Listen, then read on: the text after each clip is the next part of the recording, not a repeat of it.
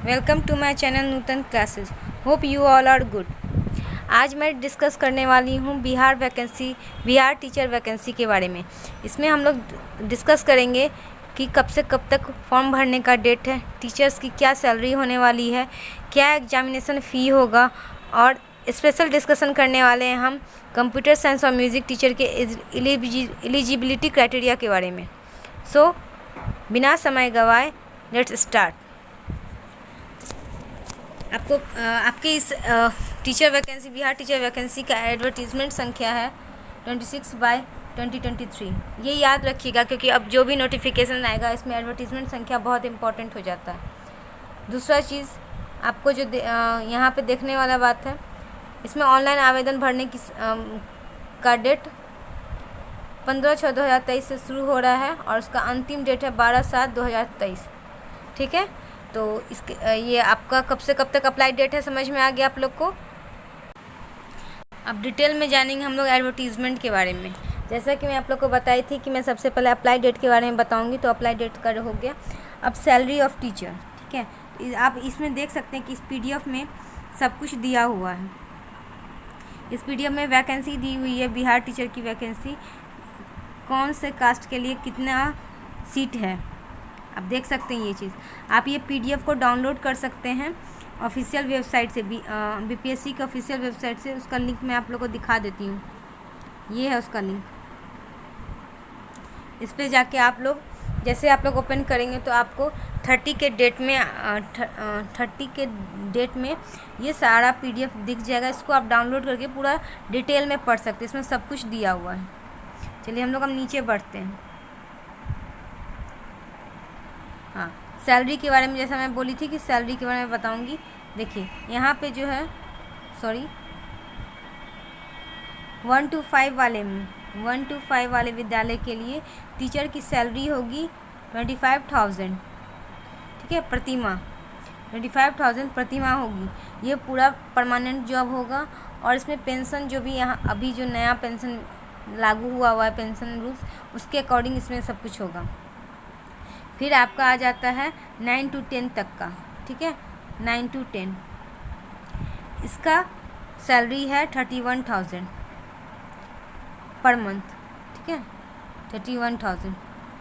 देखिए आप लोग को मैं दिखा भी दे रही हूँ, यहाँ पे लिखा हुआ है, ठीक है। अब हम लोग 11th-12th में क्या टीचर का सैलरी है वो जानेंगे। 11th-12th ये जो है आपका वैकेंसी की कौन से कैटेगरी वाइज किसमें कितना सीट है वो इसमें दिया हुआ है। 32,000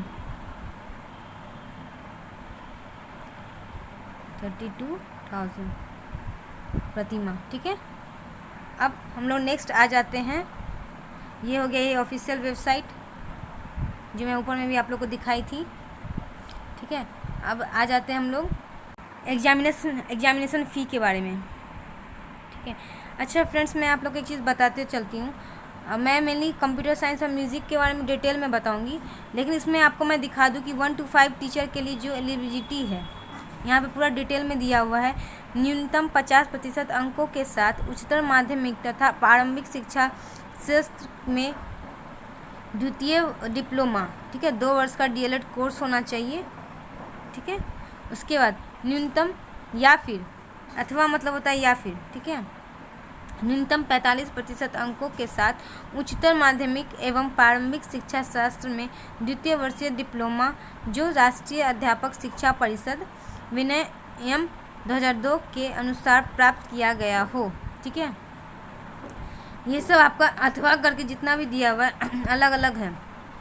BLED जो किए हुए हैं 4 वर्षीय उनको भी वो भी भर सकते हैं 50% अंकों के साथ। जो उच्चतर माध्यमिक और B.Ed किए हैं, द्वितीय वर्षीय किए हुए हैं, वो भी भर सकते हैं। तो ये सारा आपको बहुत सारा ऑप्शन दिया हुआ है, ये सब लोग भर सकते हैं, ठीक है, 1 to 5 वाले में। हाँ, यहाँ पे एक परंतु करके दिया हुआ है, मतलब कि इसमें परंतु कहने का मतलब है कि इसमें कुछ मतलब सिंपली जैसे कोई चीज़ हुआ, कोई चीज़ का योग्यता हो गया, उसमें आप में ये चीज़ नहीं है तो उसके बदले ये चीज़ रहेगा, दूसरा चीज़ रहेगा, तो भी आप भर सकते हैं।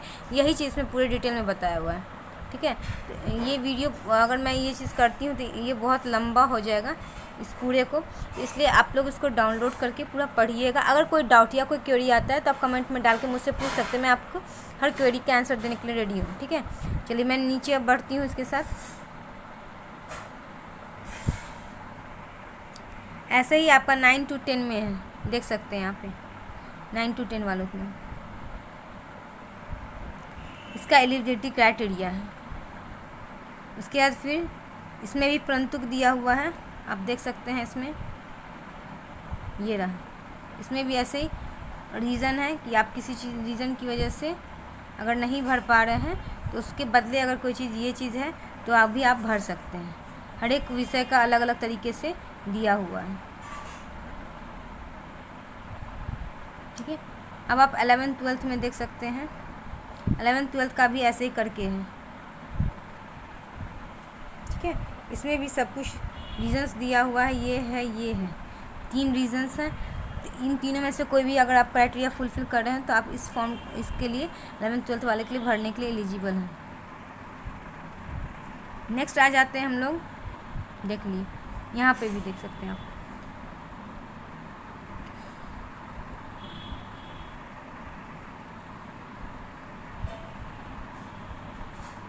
इसके बाद हम लोग आ जाते हैं कंप्यूटर साइंस के बारे में। मैं जैसा कि बोली थी कंप्यूटर साइंस वाले का, यहाँ पे आप देख सकते हैं बहुत कन्फ्यूज़न था कंप्यूटर साइंस वाले को कि कंप्यूटर विज्ञान विषय के अभ्यर्थियों के लिए बीएड की योग्यता अनिवार्य नहीं है। बीएड की योग्यता अनिवार्य नहीं, बाकी सब कुछ जैसे कि बीएड होना चाहिए, एस्टेट क्वालिफाई होना चाहिए, और कंप्यूटर साइंस में बीटेक की डिग्री होनी चाहिए, वो कंपलसरी है। उसमें सिर्फ बीएड की डिग्री कंपलसरी नहीं है बस कंप्यूटर साइंस वाले की। ऐसे ही आपका म्यूज़िक में भी है जहाँ पर आपको बीएड डिग्री कंपलसरी नहीं है। ये रहा संगीत विषय, मैं आपको इसको पढ़ के सुना देती हूँ क्या लिखा है। संगीत विषय के लिए संगीत विषय 11वां 12वां के लिए वो एलिजिबल है। 11वां 12वां तक के विद्यालय अध्यापक के लिए आवश्यक शैक्षणिक योग्यता न्यूनतम 50% अंकों के साथ किसी मान्यता प्राप्त विश्वविद्यालय अथवा मान्यता प्राप्त बोर्ड संस्थान संगीत शिक्षा में स्नातकोत्तर उपाधि अथवा समकक्ष अर्हता मान्यता प्राप्त संस्था के संबंध में किसी प्रकार का विवाद उत्पन्न होने पर प्रशासनिक विभाग का निर्णय अंतिम होगा। ठीक है, ऐसा है कि अगर किसी में कोई चीज़ कन्फ्यूज़न आता है कि अगर ये चीज़ नहीं होना चाहिए, चीज़ होना चाहिए, तो वो जो वहाँ पे जो ले रहे होता है, जैसे हम लोग जाते हैं इंटरव्यूअर के लिए तो इंटरव्यूअर जैसे फाइनल डिसीजन देते हैं, तो वैसे ही वहाँ पे जो ले रहे होंगे तो उनका डिसीजन अंतिम डिसीजन होगा। लेकिन 11th 12th म्यूज़िक वाले टीचर 11th 12th के लिए एलिजिबल हैं। इसमें बीएड की ज़रूरत नहीं है। इसमें सिर्फ यही बोला है कि आपको 50% अंकों के साथ किसी मान्यता प्राप्त विश्वविद्यालय से अथवा या फिर मान्यता प्राप्त बोर्ड या संस्थान से संगीत शिक्षा में स्नातकोत्तर उपाधि अथवा या उसके समकक्ष अर्हता होना अनिवार्य है। ठीक है, आप समझिए हो जो ग्रेजुएशन किए हैं वो भी और जो पोस्ट ग्रेजुएशन किए वो भी, दोनों ही इस चीज़ को भर सकते हैं। ठीक है, लेकिन उसमें 50% अंकों की ज़रूरत है, ये इसमें कंपलसरी किया हुआ है।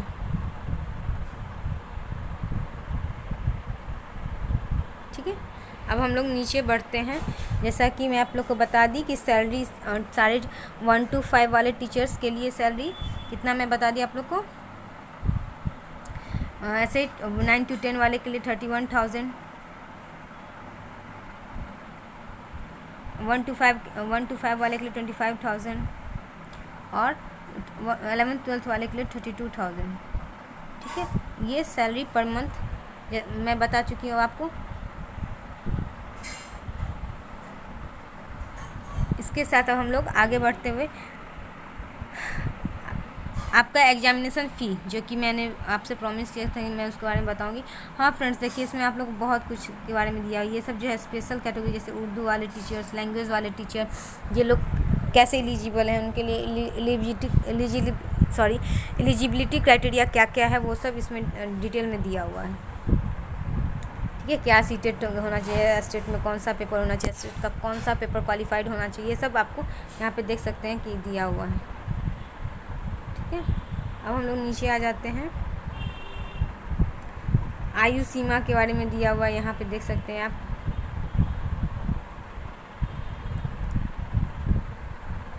ठीक है, अधिकतम 60 वर्ष है और मिनिमम 21 वर्ष है। आयु सीमा में जो छूट जो होता है, जो भी ये गवर्नमेंट के अकॉर्डिंग जो छूट होता है वो भी छूट है, और दूसरा 10 साल का ये इसमें भी छूट दिया गया है। देखिए, भाषा के बारे में आपको शॉर्ट कॉलम में बना के दिया है, जिसमें आप तेज़ी से इस चीज़ के बारे में पढ़ के अपना ओवरव्यू ले सकते हैं। ठीक है, अब आ जाते हैं एग्जामिनेशन फ़ी के बारे में। मैं बता दूं फ्रेंड्स कि सारे अभ्यर्थियों को एग्जामिनेशन फ़ी ₹750 लगने वाला, 750 रुपीज़ लगने वाले हैं। ठीक है, ये देख सकते हैं अपडेट 750, और बाकी जो है महिला के लिए, अनुसूचित जाति अनुसूचित जनजाति के लिए जो है उनको 200 फ़ी सिर्फ लगने वाला है। ठीक है, तो ये रहा आपका फ़ी स्ट्रक्चर। सामान्य आवर्ती 750, अनुसूचित जाति जनजाति 200, सभी आरक्षित अनारक्षित महिलाओं के लिए 200 रुपये, दिव्यांग के लिए 200 रुपये, बाकी अन्य आवर्ती जो भी अब बाकी बचे हैं उन सब के लिए 750 रुपये फ़ी होने वाला है। ये आपका सब्जेक्ट वाइज होने वाला है। कहने का मतलब, जैसे अगर कंप्यूटर साइंस स्टूडेंट है तो वो कंप्यूटर के लिए अगर भर रहे हैं तो उनको, जैसे अगर महिला है तो 200 रुपया, और अगर पुरुष हैं या कोई और कैटेगरी में आता है तो 750 रुपया उनको लगने वाला है। अगर वो कंप्यूटर के साथ साथ मैथ्स भी भर रहे हैं मान लीजिए, तो उनको वो 200 इसका तो लगेगा। जैसे महिला है, मान लेते हैं महिला है, उनको 200 रुपया लगा, और वो मैथ्स का भर रही हैं तो उनको वो भी फिर 200 रुपया लगा। ठीक है, तो ऐसे के लिए ऐसे करके है आपका फ़ी। जितना सब्जेक्ट के लिए आप भर रहे हैं उतना आपको एडिशनल फ़ी लगने वाला है। एक सब्जेक्ट के लिए आपको 750 रुपया है, एक सब्जेक्ट के लिए आपका 750 है। ठीक है, जनरल के में, और ऐसे 200 है। ठीक है, होप आपके लिए ये इन्फॉर्मेशन हेल्पफुल रहा होगा।